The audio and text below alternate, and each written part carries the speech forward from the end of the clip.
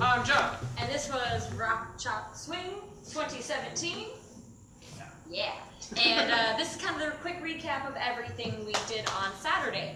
So we started off talking a lot about internal rhythm and getting that in both as leaders and followers. We had a little game, passing the rhythm around. Started with claps, double clap reverses, change it to this is continue around the circle, this switches it, kickball change directed toward any particular camera, passes the rhythm to that person and it restarts. Things that we talked about when we did this game, we talked about having really solid and clear rhythms with our own body, making it clear what it was for the person next to us or that we were passing it to, and that we wanted it to be very clear what the rhythm was. Also, we talked about not speeding up, not slowing down, just kind of keeping this internal pulse and rhythm going. Eventually we turned the metronome on. We had it on every beat, which was not too bad. Then we put it on 2s and 4s, which was a little worse. And then we put it on just 4. And everybody hated it. Yeah. So metronome, good friend, bad friend, but fun to play with. The idea with it on 4, reminder that it was there as a reminder. We weren't looking for it. We wanted to set this rhythm, and then it was just there to remind us if we were on time or not. Yeah. Then we went into, we did the volume, music. Yeah. Yeah, so dancing around again, focusing on this internal rhythm, dancing around on our own and with a partner, turning the music down. Keeping that internal beat together. Turning the music back up to see if we were still there. Talked about how instead of kind of focusing on our knees keeping the beat, we wanted to have our hips keep the beat. And then we moved into our steps. Freeing our feet idea. Yeah. So we started off just dancing, and Jenna and I both just stepped on every beat. A 1. Then we switched it up and we did triple steps only. And the idea was that we were still trying to do shapes that we were familiar with, not just pass-bys back and forth. And then we switched it and we started mixing those up, where followers did steps only, leaders triples only, switching all that and playing around with that idea of leaders are initiating our followers' movement, but we're not dictating their footsteps, and our followers are going to choose what rhythms they use to move through it. Same things leaders, when you're leading. Yeah, not trying to designate Jenna's footwork, but instead waiting for endpoints and seeing where we can go from there. So the key phrase was focusing less on moves and more movement.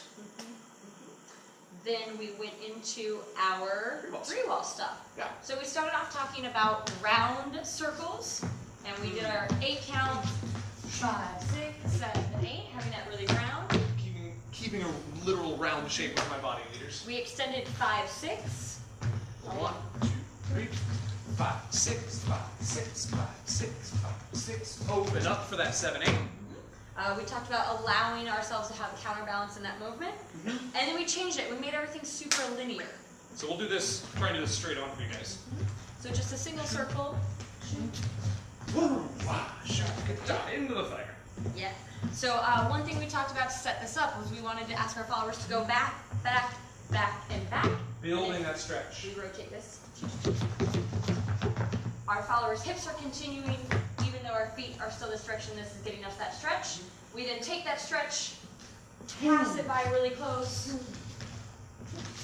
release it back to our side. Yeah.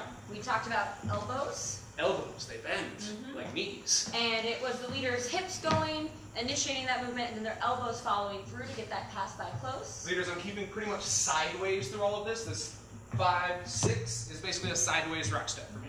We also did talk about for followers, we have this moment where I'm starting to go that way, and then I rotate before I step, and then same thing, I'm going, and there's a pivot. So there's a lot of pivoting going and happening here. I don't know if we've said it yet, but we repeated those 5, 6 too. And then we had a release, and we could do it with either single 5, 6 or repeated 5, 6. We'll show it single and then build up. Yeah.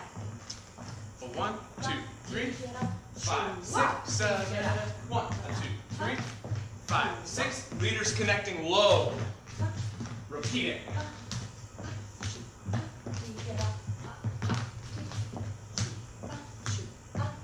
You can do this till the cows come home.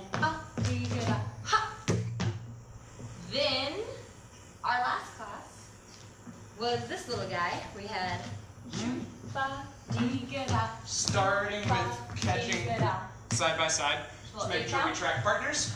We talked about consistent rhythm and, consistent movement traveling for our followers. Then we added our sundown. That triple step at the end was a visual me coming to Jenna. Mm-hmm. That, yeah. And then we added our sundown to the end. Shoop, Ba, dee, ga, da, boom, ba, ya, dee, ga, da, hoo, wah. da, da, dee, ga. Leaders, we're charging forward on that one, and I'm letting Jenna come into my arm. I don't need to reconnect and reset. And then we did the same thing, but our hand catch.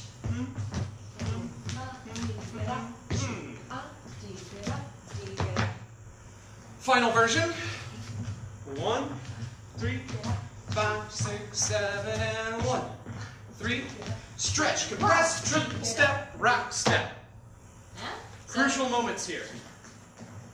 1, 2, 3, 4, 5. Making sure that we get that stretch there. So I have to get this quick redirect instead of that kind of settle feeling that we have on the triple. As we're coming into 6, I'm building a little bit of tension here. I walk through a turnstile, and we come back together. I still travel down that line, I just have a turn added from that compression. Show it this way. Shoot. Ba, Ba. ba, Do. Shoot. Ba. Ya. Da. Those moves don't have to go together, but